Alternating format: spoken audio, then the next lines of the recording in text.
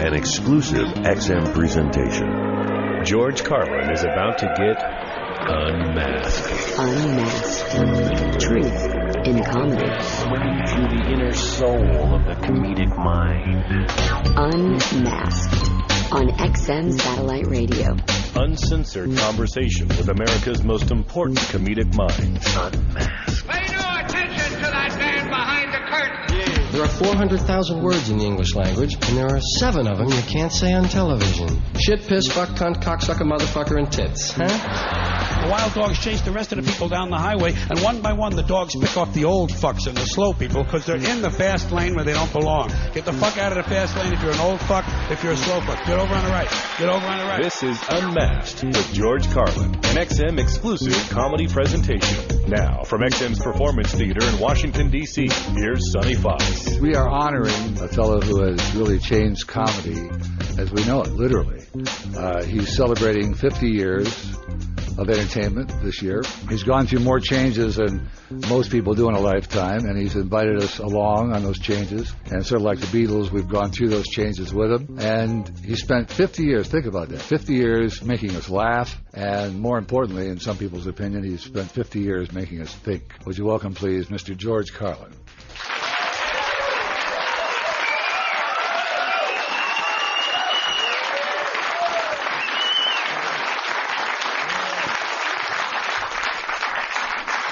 Thank you. Thanks very much. Thanks for coming. You look pretty good for an old fart. Well, first time I've done makeup for radio. Old fart is... Oh, I forgot. You're not an old fart. You're... an old fuck. Yeah, right. I'm an old fuck. Kind of like a fat fuck, tall fuck, the skinny fuck, short fuck, you know. So it's not old man, it's not old fart, which is kind of like... It's old fuck, you know. In this respect, fuck is a synonym for the word fellow. Well, you look pretty good for an old fellow. Well, I feel pretty good for a 69-year-old guy. Yep. Now, 50 years in show business, when I was doing some research, I thought, how often do you speak to somebody who's worked with Ed Sullivan and Keanu Reeves? That's quite a... Yeah. Who's more fun, by the way? Keanu is really fun on the set with Alex Winter. I was in Bill and Ted's Excellent Adventure with the two of them, and then the sequel, Bill and Ted's Bogus Journey. Right. Yeah, they were a lot of fun. They're very strange, but you know, well, they would never calm down until they call for action on a shot. They would clown and kid around and play grab ass and everything right up until the last second. And then it would be like, and action. And suddenly they would be in the scene. And it threw me because I was trying to be an actor. You know, I was trying to be serious about what I had to do. Right. And I'd have to just stand there and kind of like keep my mind on my first line, you know, because I'm not a trained actor. Well, we'll talk about your movie career, and we're going to invite people... Such as it is. Yes. Invite people up for questions throughout Good. This whole thing. Good. But I do want to go back to what started this whole thing. Right. You were born in New York. That started it. Now,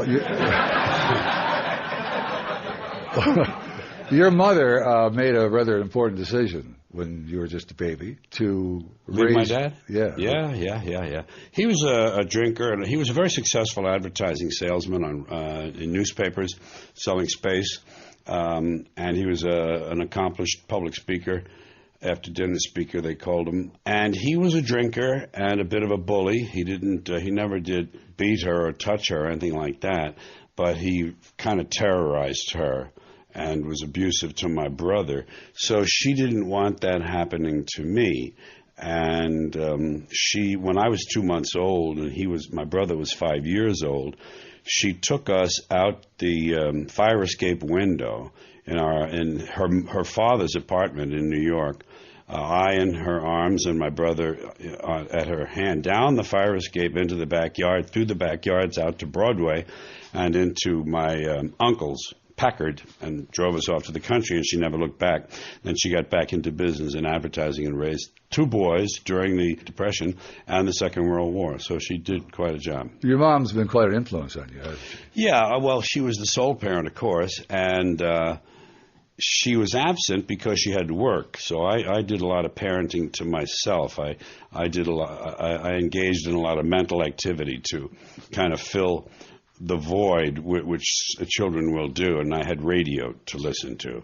She was very conscious of language, as was her father. Her father, a New York City policeman, my grandpa, whom I never knew. I never knew any of the grandparents. I never knew my father either. I had the one parent in my experience. And my grandfather, who was a cop in New York, 20 years, around, way back, because they were all rather old when their kids were born. So as a result, this was in the 1890s. And, he wrote out, my grandfather, many of the works of Shakespeare longhand during his lifetime because of the joy it gave him. That was the explanation he had. Wow. So that's an indication of the language gene at work. And my mother inherited that. The Irish have that to a great degree. Some do, some don't. But it's kind of a generalization, but it's true. It's an Irish trait, language. And gift of gab. My father had it, my mother had it. So it was natural for me to have that, and then she reinforced it. These things have to be reinforced as well. And she reinforced it in me. Now, your brother, Patrick, was 5 years older than you. Patrick, yes. Usually when you have a brother 5 years older, you usually become the punching bag. I know. How did he was handle too busy out getting laid and fighting and drinking. He don't want to bother with that. He don't have time for bullying, and it's not in his nature, really. You know what he told me? He said, I was so glad when you came home from the hospital. He says, I was so curious about you, and I used to watch you in the crib, and so he has a wonderful, wonderful nature, but he inherited, I think, also my father's temper. So he was more of a fighter than I was. He was a physical guy, in the bars and on the street corners. But I wasn't really of that type. You, in fact, used one of Patrick's jokes last night on stage. Yeah, he's a great guy. He's still alive, of course, up in Woodstock. He said something that I wrote down a long time ago, and I just started saying it recently. He said, what we should do is take all the mentally defective people in this country and give them government jobs and just sit back and watch things improve. He's a pretty funny guy and very verbal, very, very verbal. More so than I think. You and him have a sort of a same perspective on things, don't you? Pat and I? Yeah. We both, for the most part, think this experiment was nice while it lasted, and we're not too impressed with the human species. We were street corner guys. Speaking of street corner, you hung around Morningside Heights. Morningside Heights. But you had a different name for it. Well, they called it Morningside Heights, Columbia University, because of political reasons of their own.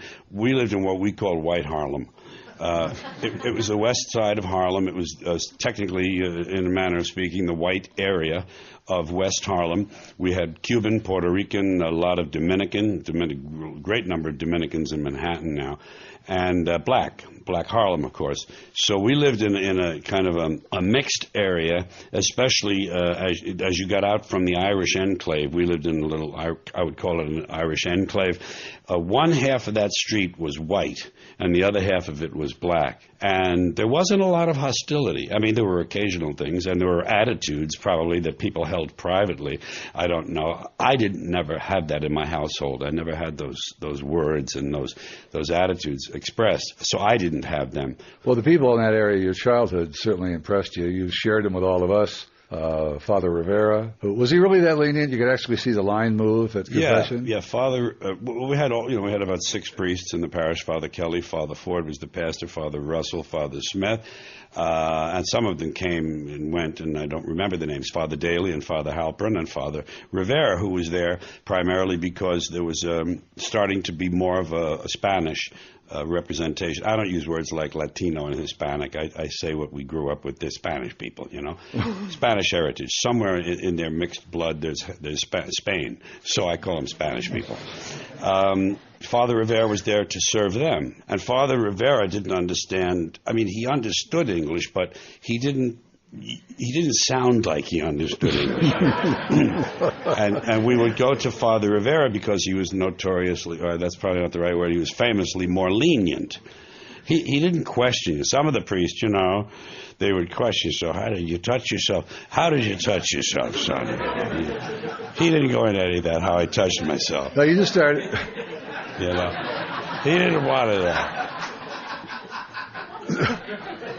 You just started doing a voice. You used to sit around with a tape recorder and record these voices, didn't you? Well, this was a turning point in my life, and it's one that people should know about.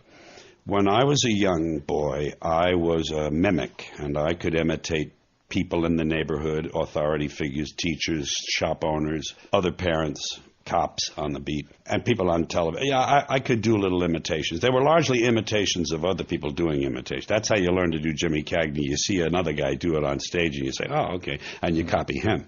This got me the attention of adults, because don't forget, I was alone in that house most of the day. When I wasn't in school, I came home and I was alone. I got the attention of these adults, and I got their approval through their laughter. They were more or less saying, good boy, George, good going, way to go. Yes, he's good. He's cute. Ain't I cute, ain't I clever? That's what this job is.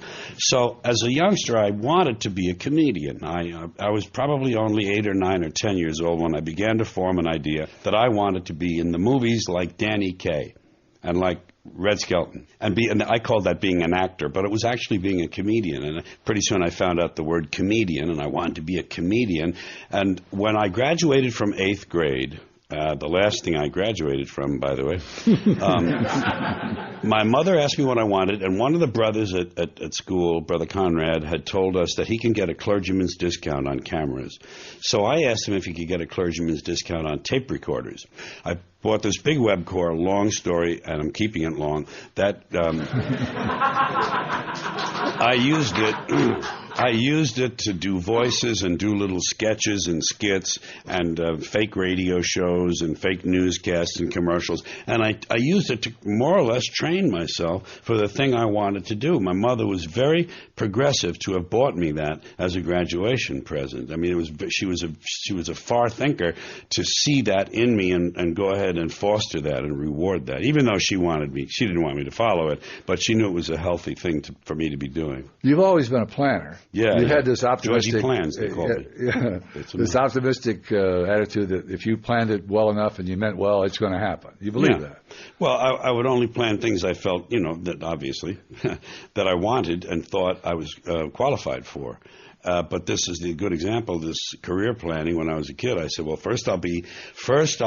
I wanted to be an actor. I called it actor because I saw them in the movies and I knew they were movie actors. So Danny Kaye and these guys, I thought actor. Okay, so first I'll be a stand-up comedian. And don't forget, when I was a kid, the only place stand-up comedians worked was nightclubs. Right. Those kind of really more or less sophisticated places where you saw in the movies, and people danced, and there was a singer, and there was a comic, and I never got into those places. I was too young, and it wasn't in my world. So I knew about comedians from radio and from television later, but movies when I was a youngster.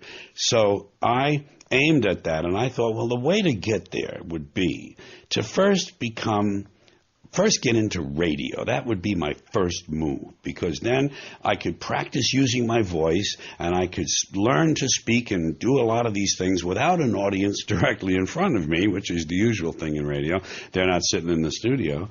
And therefore I wouldn't be as nervous or afraid, and I could become a comedian, because by then there were further venues for comedians. I thought, then I can be a stand-up comedian, and then I can go, then if I'm really good at that, then they have to let me in the movies. And that was the way I looked at it. They had to let me in the movies. And that was the plan, and it became more sophisticated as I went through 13, 14, 15 years and out it. Now, you actually revealed your life's plan in, what, were you 11 years old? Yeah, when I was 11, was 5th grade, Sister Nina, and I saw her, by the way, just about 3 or 4 years ago. She came to a show of mine up in Wisconsin. Yeah, she was 81, sharp as can be. 5th grade, Sister Nina, I used to sing at the club meeting. They had once a week, they'd have a club meeting, and there'd be new business and old business and all that kind of stuff, and then there'd be the entertainment. You could do an imitation, you could bring in your banjo, play the piano, sing a song. I would always stand up and sing a song. I sang Mañana in her class. Mañana, mañana, mañana is soon enough for me. And, some of the guys thought it was goofy, and some of them liked it. But Sister Nina's class, we were assigned to write an autobiography. I think 5th grade is about time to look back on, So, part of the autobiography was the last page, and that page was what I'm going to be. And I said, I want to be either actor, comedian, imitator, announcer, or something like that. So there it was, right in front of everyone. And there was a nice amalgam. You can tell the thing I wanted most was attention. That was really that sentence was all about, A&Q for me. Well, you went to the Army. Air Force, yeah. Air Force, sorry.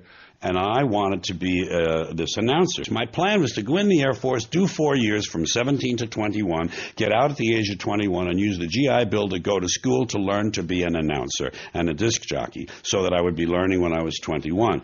Now, I got in there, and when I was 18, I was in an amateur play downtown in Shreveport, in a very good community theater company, by the way, Shreveport Little Theater. And I was doing, and it was Monroe. And Joe Monroe was famous as a radio personality in Shreveport. I was out on the base. I was in the Air Force out on the base. And in my off time, I would do this play. And Joe was a famous radio personality. He did the morning show. He did the afternoon drive time. And I didn't know he owned the station. So it was a really great station, KJOE in Shreveport. That wasn't the clue? Yeah. Well, maybe there was a slight inkling in my mind, but I didn't know that he was the outright owner. Actually, it was 51%. That station was number 1 in a 9-station market, in spite of the fact that it was a daytime-only station. They had to come on the air every morning again at sunrise, turn the transmitter on, and gain back all the listeners who had tuned out at sundown. There are some stations of low power. This was a 1,000 watts, and daytime only, but it was number 1, and it had about a 50% share of the market. But the way the mechanics of the thing happened, I was in this play, and Joe Monroe was in it, so I said to Joe, hey, Joe, I wonder if I could come down and watch you do your radio show, because I'm going to be a disc jockey when I get out of the Air Force. And that was my first step, being in the risk, so I didn't bother telling him about comedian and all that. I'm going to be a disc jockey, and I'd like to watch your show and pick up some tips and see how you do it. He said, yeah. He says, come on down. I still didn't know he was the owner. I got there and watched his show, and he went off the air at sundown. Let's say it was 6:15 that night. It changes. It gets later and later as the summer goes on. And when the show was over and the station was off the air, he said, go on in the control room there. I'll stay here at the board. Go in the control room there and the announcer's booth room and read some of this news copy and read a couple of these local commercials. So I brought them in there and I read them in my best assumed announcer voice. I was 18. I still had my New York, I guess. Well, I had a non-regional accent that I had been kind of cultivating since I had the tape recorder, but it wasn't perfect. I still had some New York vowels that gave me away. But I read for him, and he liked it well enough that he gave me a job on the spot, starting me at, it was 60 cents an hour, which he knew cheap labor when he saw it. 60 cents, but I forgot, I was in the Air Force. I was eating free and sleeping free and getting a little money too. So it was fine with me. I would have worked free, obviously. The job was weekends only, Saturday and Sunday, reading the newscast, the ones that were not sponsored. The sustaining newscast. It was either for the U.S. bonds or join the Navy or some kind of, drive carefully, those kind of things. So I learned the weekends reading those newscasts, how to read on the air and everything. And pretty soon, like a new spot where they played nicer music. It wasn't top 40. They played kind of like nice music. Musician, actually. That's how it all began for me. I saved all that time. When I got out of the Air Force, and I got kicked out a year early. I was going to say, you keep saying when I got out of the Air Force, but the fact is, you were kicked out of 3 high schools. That's right. Kicked out of choir, kicked out of summer camp. Altar Boys, summer camp, Altar Boys, and Boy Scouts. And that's called... Yeah, that's Air Force. That's called the hat trick. Now, what was the terminology the Air Force used? The Air Force discharge? That was it was a general discharge under honorable conditions. It wasn't a BCD, a bad conduct, and it wasn't a dishonorable. So I got all my pay and allowances. But they let me out early because they were looking to cut manpower, and they looked in the areas of people who were being less productive than others. And I had stopped. I was in a very elite maintenance squadron. We had to have the highest IQs going into the Air Force of anyone to get into K systems. We ran and maintained the bomb navigation system. They were analog computers and radar systems and optics. We repaired them, and that was a very advanced system that was in the Boeing 747, which was the medium bomber. And I got out of the maintenance area. Once I got the job in the Air Force, they thought, well, that's pretty good. We got a guy. They were doing kind of public relations for the base. You know, this is good for the Air Force Base to have a guy who's being productive and not just knocking up local girls, you know. So I got out of my career field, as they call it, and because I was not productive in their minds, and so I could get out 11 months early. And I got out at 20, and at 20 I had my GI Bill of Rights, and I had 3 years experience in the field I wanted, and I had beat the game. Very good. Yes.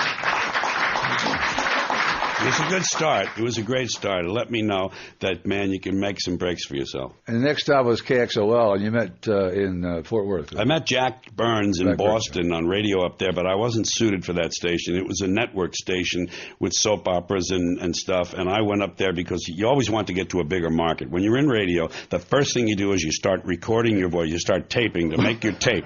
You start making your audition tape so you can get to a bigger market. There's more money, more exposures, you can move on. It's a farm system, you know. So I wanted to get to Boston. I thought, well, I'll go to that station. I had a friend who got me in there. The guy was in the sales department. And I figured, well, I can make a base there, and I can look around Boston for a top 40 station to go to. But it never worked out. But I met Jack Burns there. We roomed together with a third guy, Ron, and I got kicked out of there for taking the news unit, the mobile news unit, from Boston to New York on the weekend just to buy some grass. That was what I did. So, you know, once the twig is bent, you know, so grows the tree. And there I was.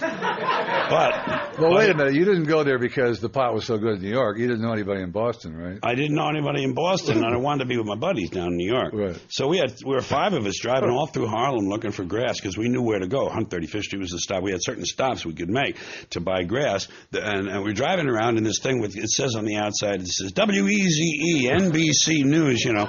And we're looking for grass, and we're all like guys, you know, in our early 20s. So it was a lot of fun. But got fired from there, was out of a job for a while, and then I got called down to Fort Worth, where another guy from radio in Shreveport had moved on, a sales director, and he wanted me for their station in Fort Worth, so he brought me down there. So #1 station, I got the homework shift, 7 to midnight, answered my own phones, took all my own requests and dedications, and suddenly one day Jack Burns showed up from Boston.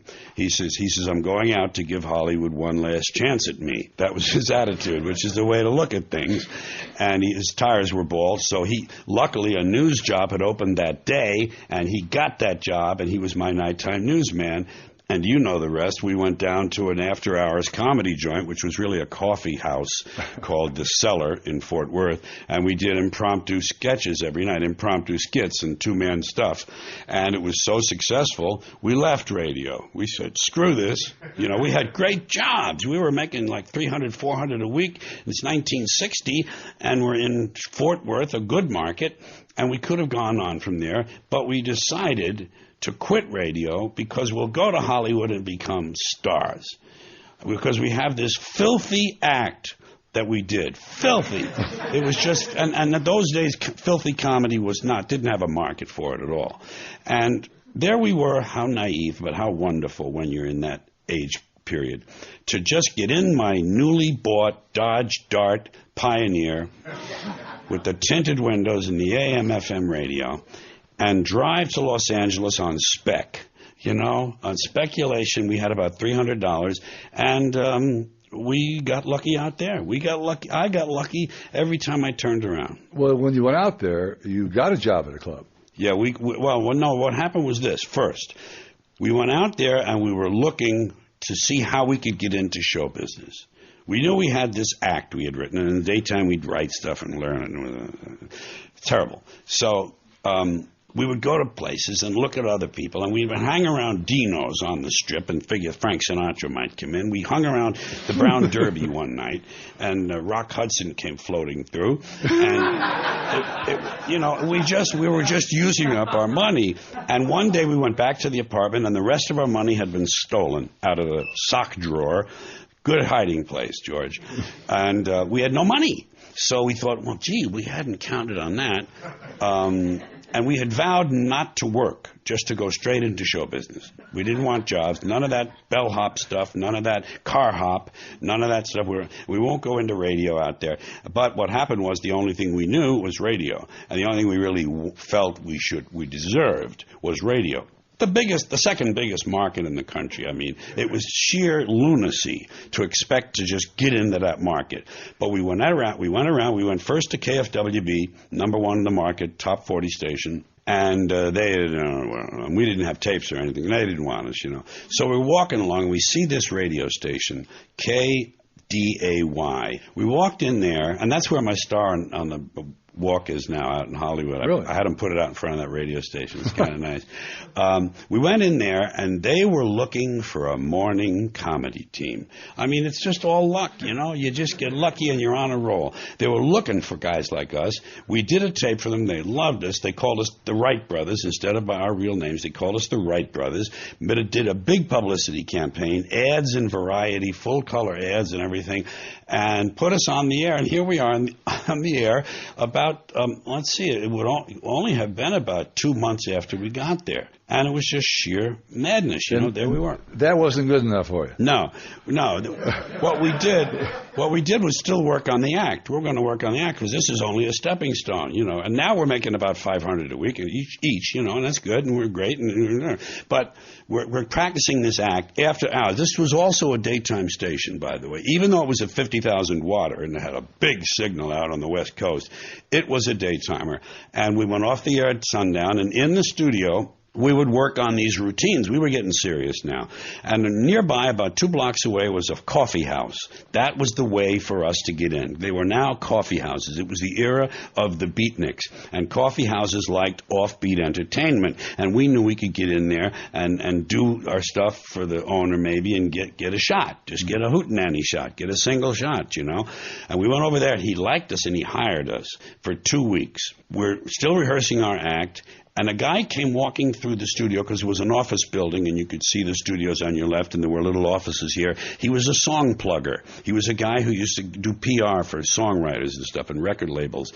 And he saw us and he used to be the road manager for Rowan and Martin. And he says, I think you guys could make it, He became our manager. We went in this little coffee house. They held us over for 6 weeks. Lenny Bruce came in and saw us. Mort Saul came in and saw us. And based on that, Lenny Bruce, we got a contract with GAC, one of the biggest agencies in the country. They had New York offices, Chicago, and Beverly Hills offices. And we got into nightclubs where we quit radio again.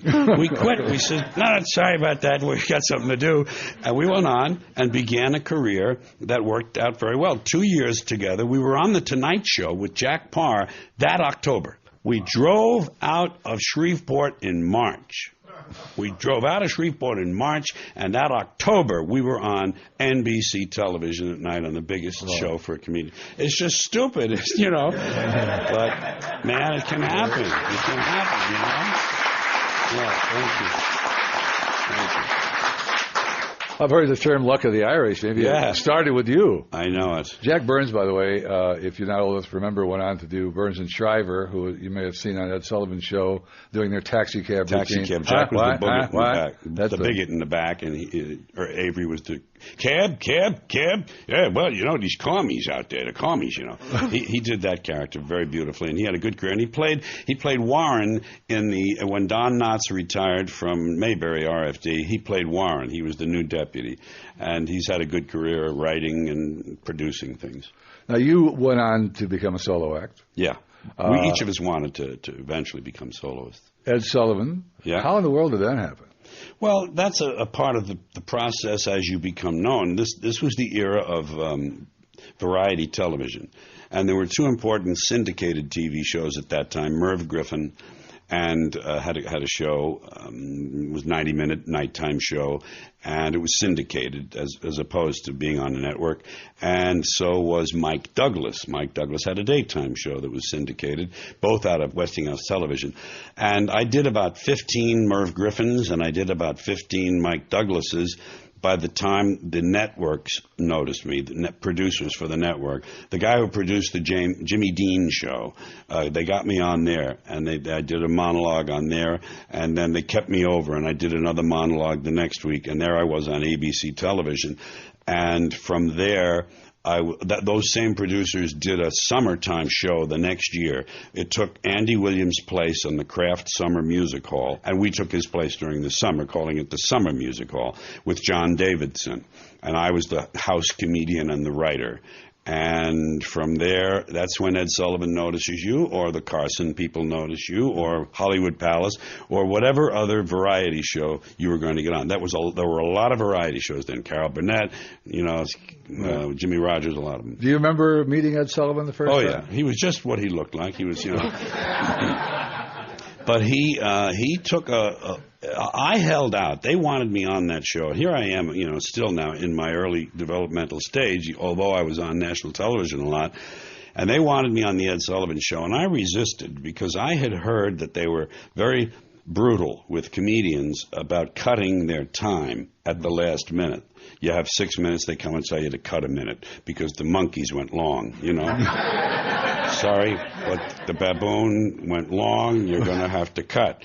So I didn't want that because I did set pieces. I didn't do a series of jokes that I could cut 5 of them out to take out a minute. I did a piece that I had memorized that was 6 minutes long, and that was it. And you couldn't take out anything. So I didn't want them going around doing that to me. That would usually happen, you have dress rehearsal in the afternoon, and then you would have the broadcast at night, live, 8 o'clock. And it would happen between dress and air. They would tell you to maybe cut a minute. And then between air, when they started at 8, and the time you went on, 8:40 or something maybe, they would come tell you to take out 30 seconds more or something. So I didn't want that. I was fearful enough doing live television. So I finally gave in, and I wound up doing 11 Ed Sullivan shows. And I wound up really writing some very poor material. I mean, my standard really fell off because there you are, you're offered 2 more Sullivan shots, and the money is great, and the exposure is important, and you want to do that. So by then I had my beard, and I had begun to grow my hair, and I had stopped wearing a jacket. It was more of a vest look. It wasn't kind of like street clothes. They were a little nicer, but they were nonetheless a shirt and a vest, And at that point, he always accommodated. They always accommodated the change. Elvis Presley was on there, and the Beatles, and the Stones, and they always, they still did an opera singer. They still did people juggling plates. Topo Gigio. They told me I had a choice between 2 jokes. At dress rehearsal, I did, among other jokes, I did 2 jokes that were topical. And one of them was about Governor George Wallace of Alabama, who was running for president and was a racist and a segregationist. And he had a favorite saying. He would always talk about the liberals by referring to the pointy-headed intellectuals. He called them pointy-headed intellectuals up there in Washington. Talking about George Wallace, I said, you talk about pointy heads. Have you ever seen the sheets those people put over their So that was one joke. That was one joke in the monologue. Another joke in the monologue was about Muhammad Ali. Muhammad Ali was the champ at that time. His name was still Cassius Clay. And he was the champion of the world. And they took away his championship because he wouldn't go to Vietnam. He refused to go. And he was, of course, right to do that. Now, what I said about it was this. They told him, no more, sorry, you can't, no more boxing, because you won't go and do your thing in Vietnam. So I said it this way. I said, Muhammad Ali, his job was beating people up. That was his job, beating people up.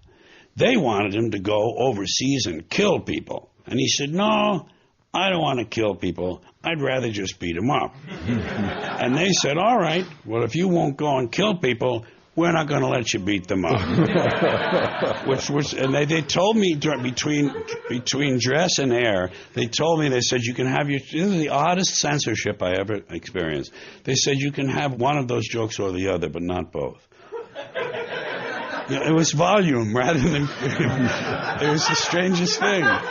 So obviously I chose the Muhammad Ali joke, which is a far smarter joke, than the party had. And that was my memory of the last show I did. He went off the air. Actually, I did the second to last Ed Sullivan broadcast, although we didn't know it at the time. You're into the 60s.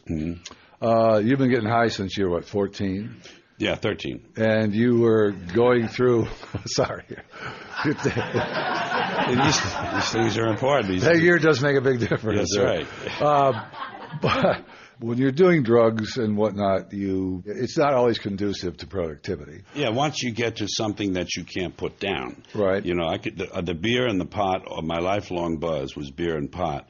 You can put that down. You can regulate that. You can say, okay, well, today I have to do this. I'll just have about 2 beers in the morning and smoke a half a joint, and then I'll do that, and then I'll get high. But when you get to things like cocaine or any of the other ones we all know, and you get to the addictive drugs, it's a different story. And that's what happened in the early 70s, once I had started my record career. One of the fallout things that happened as a result was Carson. He sort of distanced himself from you when you're going through this change. Well, when I went through these changes, my appearance, my hair got longer, my beard grew, and my clothing became closer to I guess you'd call it the hippie ideal, And now some people in show business, some old, the old-timer, not old-timers, but the old-school people, they thought that I was making a very crass decision as I heard it from one guy, to cash in on the hippie thing. That was their way of looking at this from the outside. They weren't attuned to the kind of, pot is a value-changing drug. It's a hallucinogen. It's a mild hallucinogen like acid, and it's a value changer. And if you smoke from the time you're 13 till the time you're 30, you have formed certain attitudes, and it just reinforced my malcontent, my outsidership, the feeling of being outside and not belonging. So these people had never had that, so they couldn't see that there might be some integrity in what was happening to me. And they thought, well, he's just trying to cash in. Don't worry about it. They'll see you through him. And you thought you were doing a Bobby Darin with this? Right. Just going to the mountain and coming back, I am different. And it wasn't that. It took 2 years for this change to take place, physically, with the growth of the beard and the hair. And I did it on television. There were syndicated shows I was doing by that time. Virginia Graham had a 5-day-a-week show. Della Reese had a 5-day, and so did Steve Allen. And on these shows in this change period, I would explain what it was, that I don't belong in nightclubs. I belong on the colleges. I belong on the campuses. The beard would get longer. The hair would get longer. And by the time 2 years was up, I was there. But in the meantime, regular show business, which I cared very little about, but Johnny Carson was important. That was another platform that I wanted to show my kind of like new self. And they got afraid when they heard about it, because they thought, oh, he's on the acid, and they don't know what you're going to do. And I came in to see Johnny. I asked to come over because I wanted to present my case. But I was full of coke, and I was real speedy, I was getting my seat and probably my legs were going like this, and everything. I don't know.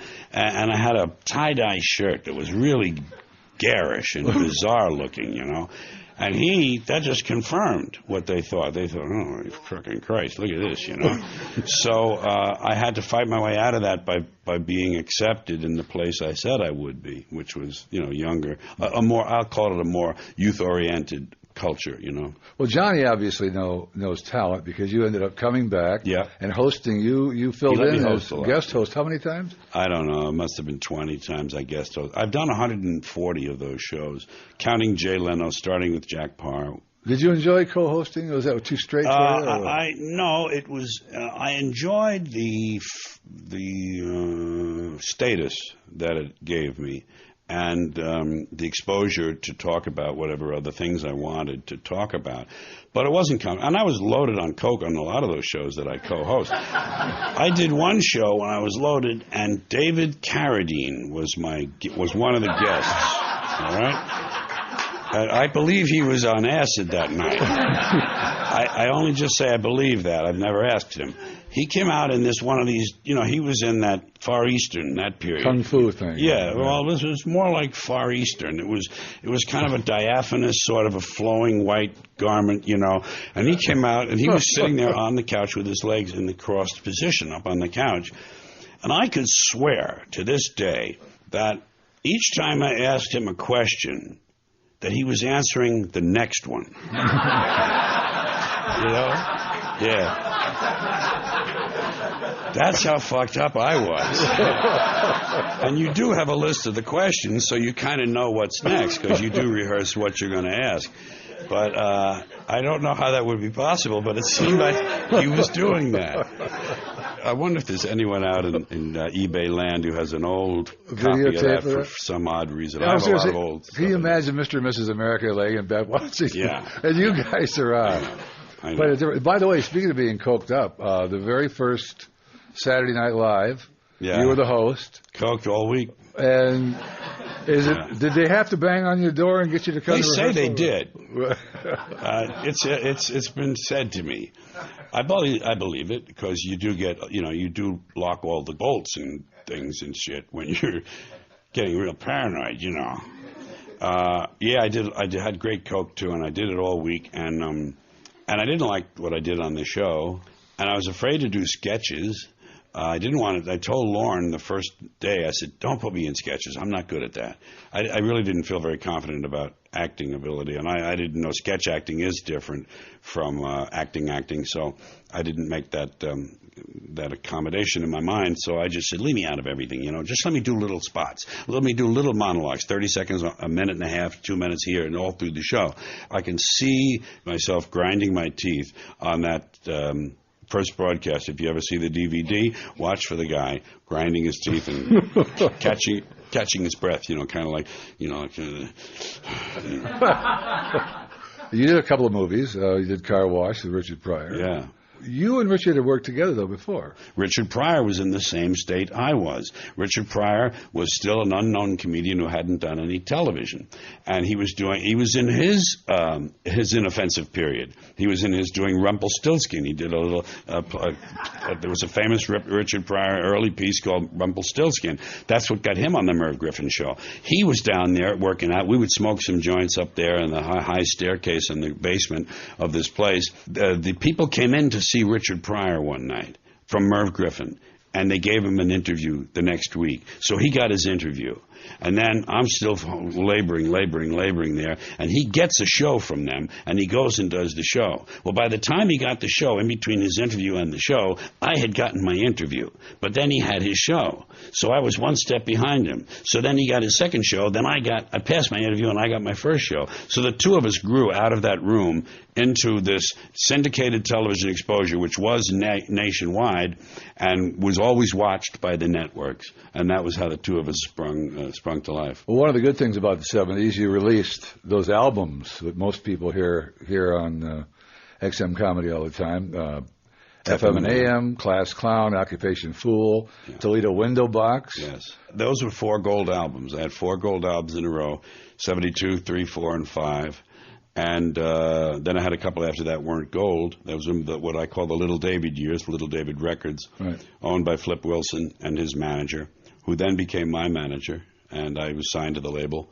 And, that was the thing. You see, you need a way, if you're going to do, quote-unquote, material that should be uncensored. I hate this designation, adult, or X-rated or something. But if you're going to do realistic spoken word art, if you're going to get a mass audience, you need a medium. And the medium at that time was records. Right. You certainly couldn't do it on television. That was commercial, and they didn't allow that kind of language or those ideas if it was just the ideas that were dangerous to them.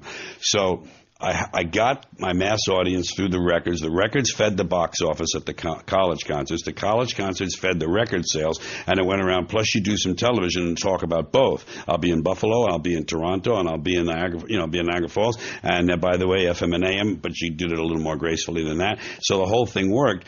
And then I ran out of record career. You can't be the hot new guy in town forever. Right. You can't be the fastest gun because a faster gun is coming to town in a few years.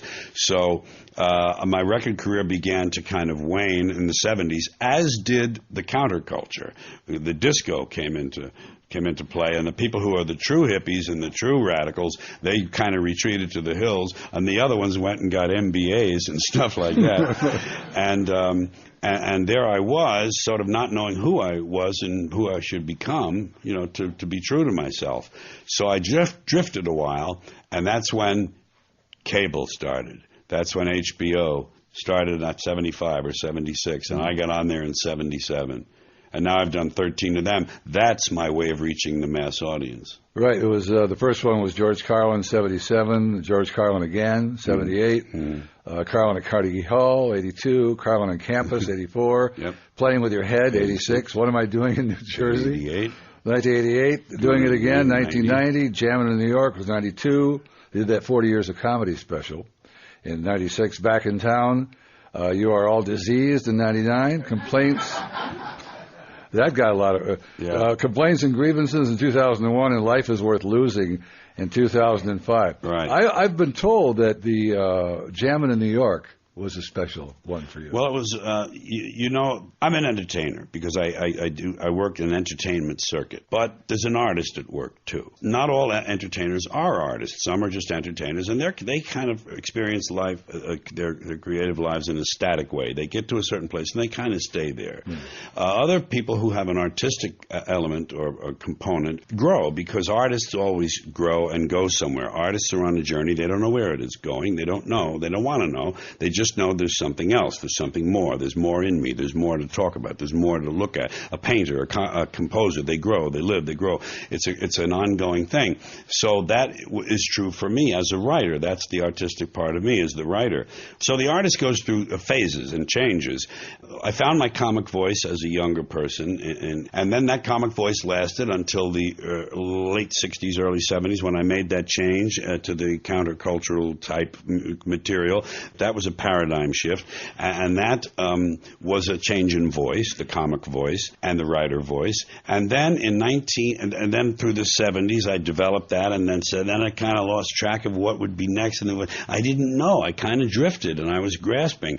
Then in 92, even though I did these HBO shows, and they were plenty good, I like them. I still would stand behind every word of them, but there wasn't a new voice yet. There was just like an improved voice that was ongoing. In 1992, I discovered silence on the stage. I discovered that you could have long periods of silence. The show I did, Jammin' in New York, had a long, more or less serious piece called The Planet is Fine, the People are Fucked.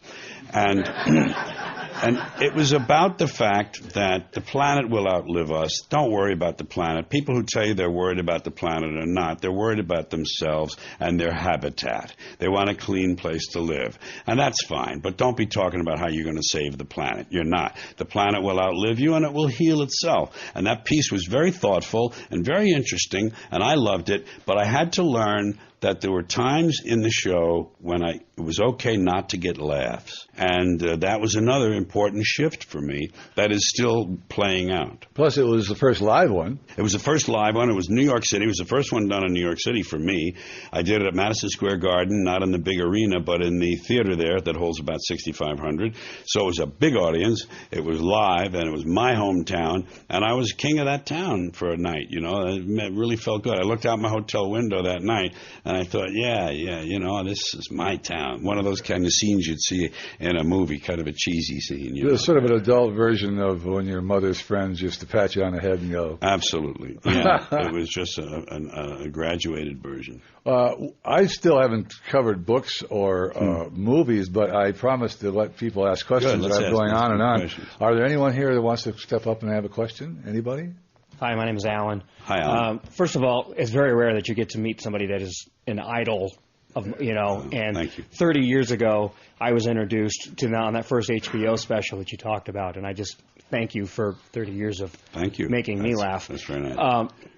I'm curious about some of the comics that you've worked with. Who's the funniest that you look back at and you think, man, that guy is, you knew when you saw him that he was going to be as good as, you've ever seen? Well, the only one that comes to mind, I'm sure if I searched my memory or if I had a better memory, I'd have other examples. But Lewis Black was someone I saw early in his exposure, and I knew this was a unique and strong voice, to say the least. So Lewis Black, I love him. I love that theatricalized anger and the things he talks about. He's got a good mind. I like good minds.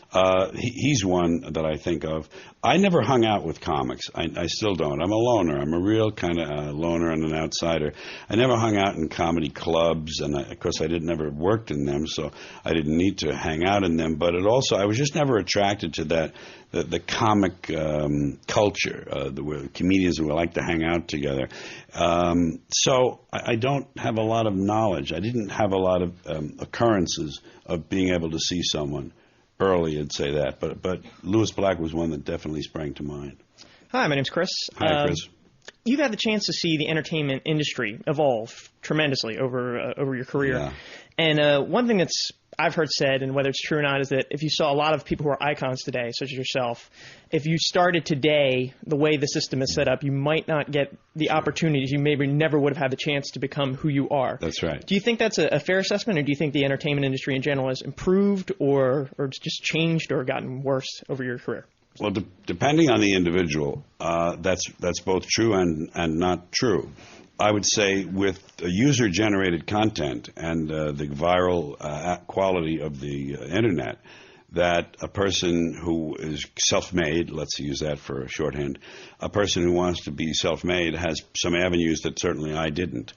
But on the other hand, life and the world and show business were simpler then, so it was easier to see where the path ought to be. I mean, there was only one way I was going to get started, and that was to get on a radio station, and in the midst of having that career going, to look around at places where I might have a chance to learn to be a stand-up. You know, there were some nightclubs and there were some coffee houses. So the world and the choices were limited, which was probably good for me. But I think if I had the same tools genetically and had them reinforced as they were for me in this era, and I had these impulses to show myself off, I think I may have found a way, but God knows how different it may have been and how much longer it may have taken. It's a much more complicated place. I wouldn't want to come of age at this time, although I see a lot of advantages in it that we didn't have. I see that and I understand that. But I'm very happy that I came of age in the period I did. You could kind of put your hands on all of it without much effort, you know. And now it's pretty elusive and pretty fragmented. You didn't take the movie idea of being a movie star quite as seriously. I wasn't an actor. And you've done movies here and there, and you've done voices in animated films. Mm-hmm. You were the Volkswagen bus. In Cars, right. Fillmore. Yeah. But recently you played Ben Affleck's dad in Jersey Girl. Yeah, I like that. Role. Well, that was written for me, and I could show my sweet side, and a bit of irascibility. But there was a sweetness to the role. It was a grandfatherly role. It was written on a model of his father, and so it was kind of more suited for who I was at the time. The other thing I'm proud of having done, I did a Hallmark mini-series called Streets of Laredo, which was a continuation of Lonesome Dove. And it was the authentic continuation. There's an ersatz continuation that was kind of bogus, but this was the authentic one. And I did a part of an old scout, and I really felt good about that. And then Prince of Tides, I played the gay neighbor Eddie, and I was really happy with the way that came out. But I wasn't really born to be an actor. If I had trained all my life, it would have been a different story. If I had learned technique and training, yes, but I didn't have the tools. I'm Michael. Hi, Mike. Mr. Carlin, we know a lot of your comedy comes from things that really piss you off. What are some of the things that really piss you off that you haven't really talked about on stage lately? Well, you catch me short because I don't have my computer at hand and I can't go look for a lot of stuff. I'm blessed with some pretty deep files. I think it's not so much what I'm angry about, because anger implies that you have a stake in the outcome, that you care. And I don't really care. I don't.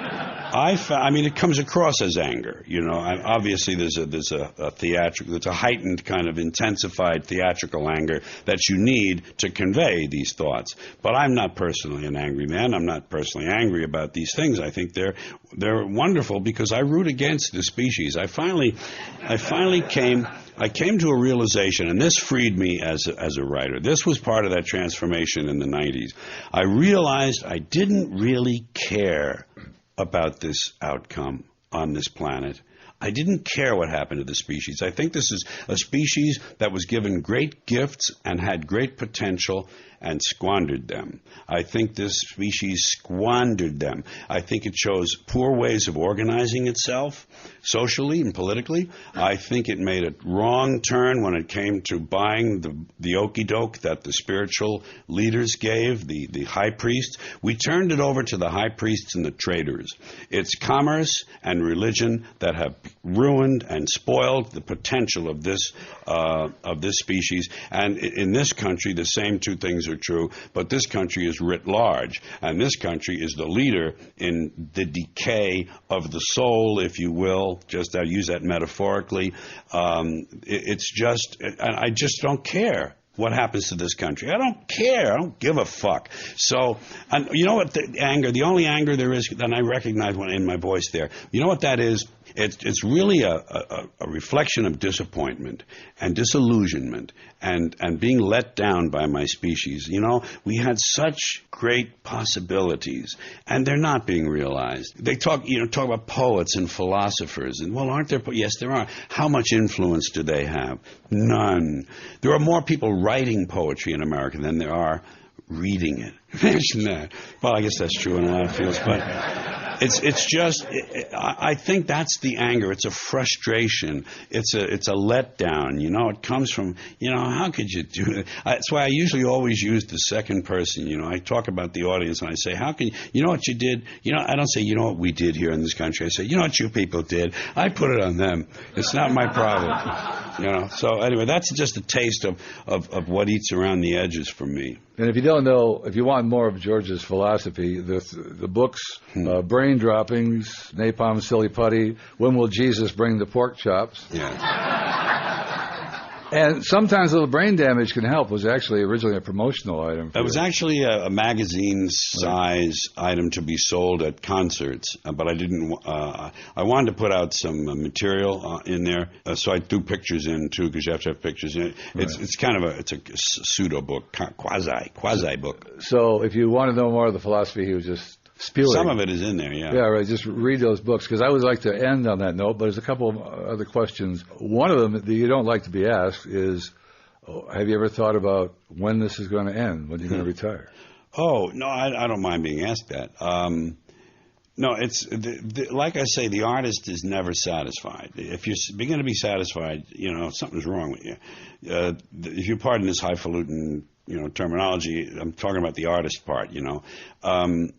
Pablo Casals, the great cellist, master of the cello of the last century, one of the outstanding musicians of the last century, he was in his 90s, and he was still doing a few recitals, and he would practice 3 hours a day. He practiced his cello 3 hours a day, and someone said to him at some point, they said, Master Casals, you know, you are a past master. You are the maestro.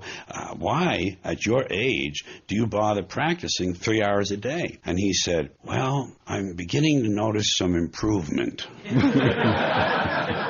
And that's the answer. I mean, why stop? You know, only if nature stops me. If I lose the ability to write or speak, some alteration in plans will be necessary. But I've already imagined, because they do have this for people who are totally paralyzed, that the movement of your eyes, you can look at a keyboard that's projected and you can type by moving your eyes to the letters. And they'll have that perfected by the time I'm paralyzed. I'm assuming that. Well, to quote George Carlin, art doesn't have a finish line. It's just a race, but against yourself, with no reward except the satisfaction of explaining yourself in some symbolic form or direct form. In my case, painting is more symbolic. Would you leave us with what you would put on your gravestone? What's your epitaph supposed to read? He was here just a minute ago.